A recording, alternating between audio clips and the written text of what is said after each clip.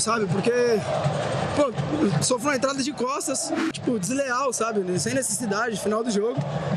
E não foi a primeira, foi a terceira ou a quarta. Só fui reclamar com ele, falar, tá ficando louco, já tomei o amarelo. E, enfim, sabe assim, né? Acho que acordou meio... acordou de Chico e veio assim pro jogo hoje. Não podia nem falar com ele, que ele te ignorava, virava as costas. Enfim, é o tipo de árbitro que quer ser a figura do jogo. Então tá, vou deixar a mesa registrar aqui as considerações sobre essa fala infeliz do Neymar. Depois a gente vai falar do jogo que o Santos, com o Neymar, né, fez contra o Remo. Mas quero ouvi-los sobre, Belly, sobre essa fala do Neymar. Cara, eu vou trazer uma situação que aconteceu ontem, né? Enquanto eu vi o jogo, ele falou o que falou, né? A gente acabou de ver aqui o registro, né? A expressão "tô de Chico". E isso, obviamente, gera debate em rede social e gera debate também nos tais grupos, né? Nos tais grupos de mensagem. Os famigerados grupos. E, curiosamente, Mari, algumas pessoas não sabiam o que significava a expressão "estar de Chico". É uma expressão muito antiga, né? Que significa estar menstruada, né? No português aqui. E estar de Chico, ela tem uma origem como se a menstruação fosse algo sujo, algo impuro, né? Essa é uma parte da origem dessa expressão. Ela vem disso, de que a menstruação é algo sujo. A palavra é exatamente essa, sujo. Só que como a língua ela é dinâmica, bem como a sociedade, a expressão caiu tanto em desuso que as pessoas mais jovens, elas não sabiam o que significava estar de Chico. O que me surpreendeu até, tá? E me surpreendeu de forma positiva. Significa dizer que, olha, realmente as expressões que a gente usa no nosso dia a dia, elas caem em desuso também. Por quê? Porque o idioma e a sociedade mudam, né?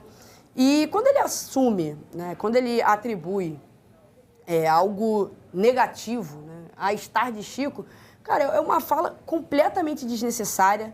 Dava a impressão que ele ia falar algo minimamente com sentido ali. Porque ele para, ele pensa, ele fica uns 3 segundos até encontrar o que ele queria dizer efetivamente. E aí ele solta. Parecia que ele estava de Chico e uma risada na sequência. Enfim, o Neymar não se ajudar, que o Vini Bueno falou, é mais ou menos nesse sentido. Não tem a menor necessidade dele atribuir, no final das contas, algo negativo a um cara e algo negativo do universo feminino. Porque ele podia ter falado, ele estava mal-humorado, ele estava num dia ruim, ele acordou pouco inspirado. Ele podia ter falado 1 milhão de outras coisas para dizer o que ele quis dizer, mas ele quis, obrigatoriamente, utilizar algo do universo das pessoas que menstruam para, enfim, fazer essa correlação com uma suposta arbitragem ruim. Eu vou reforçar o que a Belly disse. Não foi a primeira vez. É muito comum a gente ouvir referências femininas atribuídas a uma crítica, né, ou associadas a uma crítica que eu gostaria de fazer numa performance ruim de um homem. É um chute de moça, joga que nem menininha. Exatamente. A gente está muito acostumado a ouvir isso. Se é ruim, eu busco logo uma referência feminina para definir a minha crítica. Eu acho que a gente já falou bastante sobre isso. Não vai ser a última vez que a gente vai ver acontecendo. Já acabou de ver o Gustavo, zagueiro do Bragantino, sendo exposto dessa maneira. E agora a gente está vendo o Neymar também.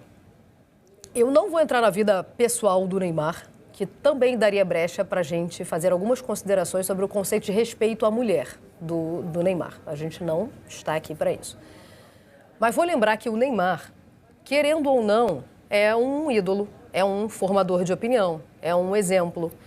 É uma figura que muitas crianças perseguem, né? Como objetivo, às vezes... Referência, né? Exatamente. Referência. Às vezes como referência, às vezes até como objetivo de sonho, né? E ele precisa, obviamente, ser mais responsável com o que faz, com o que fala, com os exemplos que dá, né? Porque, afinal de contas, tem uma legião aí seguindo ele e querendo ser ele, né? Quando crescer, quer ser o Neymar. E aí tem um assunto que eu queria já abordar há muito tempo, sobre a responsabilidade que a gente deveria atribuir aos clubes formadores nesses casos. Quem trabalha com criança, gente, aí se você está nesse universo de formação e iniciação esportiva, é atribuição profissional também, Quem trabalha com criança, sobretudo, é educador. Então, essas crianças que tiveram a sorte de... hoje, a gente vê como profissionais, não precisa nem ser o Neymar, não. Né? Porque precisa do fator sorte também. É muita dedicação, é muito empenho, é muito apoio, muito incentivo da família, mas precisa do fator sorte também. Essas crianças que a gente hoje vê como profissionais, elas tiveram uma infância de muita renúncia. Às vezes renunciando até à própria infância. Né? São crianças que deixaram de ver muito cedo o futebol como diversão, como brincadeira, porque já estavam começando a trilhar o caminho rumo ao profissional dali. De todas as renúncias que essas crianças fazem ou são obrigadas pelo sistema, né, para mim a mais grave é a da educação. Porque a gente sabe que o modelo de formação, de iniciação esportiva no Brasil, exige essa escolha muito precocemente. Você não vai estudar onde você quiser, você não vai estudar onde você puder, você vai estudar onde der. Porque você será condicionado pela rotina de treinos e de competições. Então, se vai estudar. Se for estudar. Isso é uma média, tá, gente? É claro que alguns clubes oferecem escolas, mas ainda são minoria.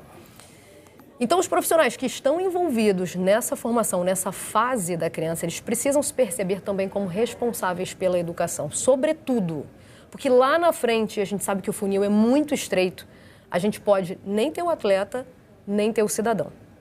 Então, quando lá na frente a gente perceber que faltou educação, a conta já vai estar muito alta. Hoje, e a gente que está aí na casa dos 40... lembra da TV dos anos 90, das piadas que a gente fazia, das piadas que a gente achava graça, que a gente repassava. A gente não era provocado a pensar sobre aquilo que a gente estava falando. E era tanto absurdo. Em TV aberta, a gente via, né? E era tanto absurdo. Mas ninguém pensava sobre aquilo, porque era comum. Hoje não. Hoje você tem acesso à informação, você reproduz isso se quiser, enquanto adulto. Enquanto criança, precisa ter um adulto te dando norte. E onde houver um adulto te preparando para qualquer coisa, será esse adulto também o responsável pela sua educação. Então, clubes que trabalham com a iniciação, que trabalham com a formação, vamos perceber também responsável por isso. Ah, o clube tem culpa do Neymar ter falado? Não, não tem culpa. Mas o Santos, tendo sido formador do Neymar, tendo participado ativamente da educação dele, também deveria ser responsável pelo comportamento do Neymar, uma vez que o Neymar, muito provavelmente, passou muito mais tempo dentro do Santos do que com a família ou na escola. Então, clubes se percebam como responsáveis também por isso. É muito triste a gente ver uma infância cheia de tanta renúncia, cheia de tanta provação e perdida. Porque na maioria das vezes é isso que acontece. A gente não vai ter nem o atleta, nem vai ter o cidadão educado. Tem um tempo que eu queria fazer esse apelo aqui, porque eu vejo que existe uma dissociação. Ele é atleta, não é atleta. Ele tem 8 anos de idade. Ele é uma criança que precisa ser educada. Alguém precisa apontar o caminho para essa criança. E onde houver adulto educando, haverá esperança de educação. Então, você trabalha com esporte? Trabalha com criança?